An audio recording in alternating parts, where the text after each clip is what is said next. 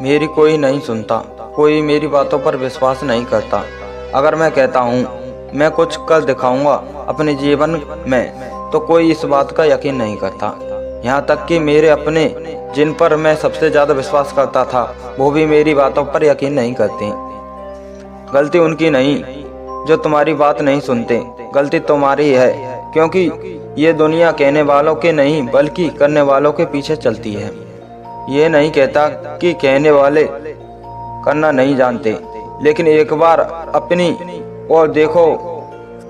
बोलो मत, थोड़ा ही बोलो, पर अपने काम में जुट जाओ।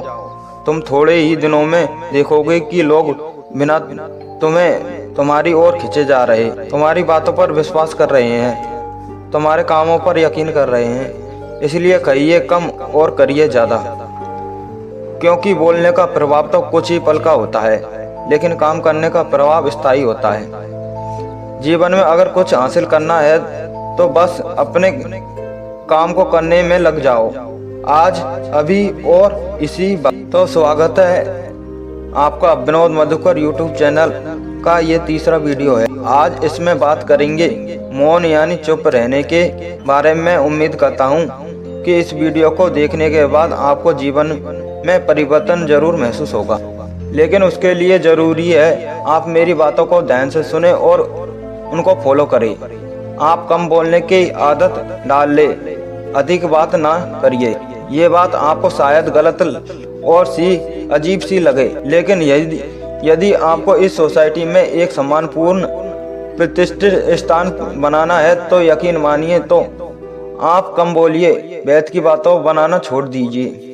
ये बिल्कुल मत समझिए कि अगर आप कम बोलेंगे तो लोग आपकी बातों को समझेंगे नहीं, आपका महत्व देना छोड़ देंगे।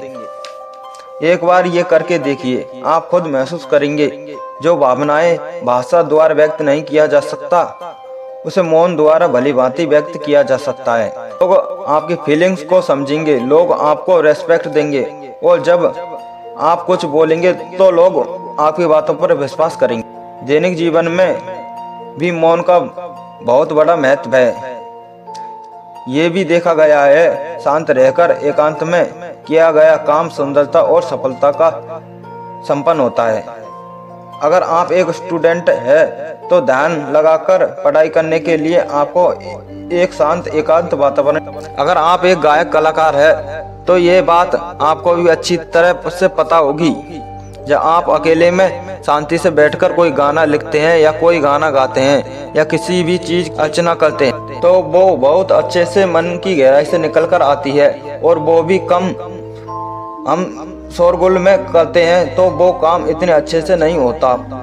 इसी तरह से सबसे ज्यादा शोर हम अपने आसपास अपने बोलचाल से उत्पन्न करते हैं। हमें वाकई शांति चाहिए कि हम अपने अंदर की कला को, अंदर के फैशन को समझे, अपने आप को समझने कि हम अपने जीवन में क्या चाहते हैं, क्या करना चाहते हैं। तो अवश्य ही हम एक दिन सफलता की ऊंचाइयों को छू सकेंगे, क्योंकि हम अपने आप को जान चुके हैं। और उसके लिए जरूरी है कम बोलिए, क्योंकि आप जब कम बोलेंगे तो आप ज्यादा सोचेंगे, और जब आप ज्यादा सोचेंगे तो कुछ करेंगे, और सफलता के लिए पहला कदम होता है कम कुछ करना। प्रसिद्ध यूनानी दार्शनिक सोक्रात के कथन, जो गरजता है वो बरसता नहीं।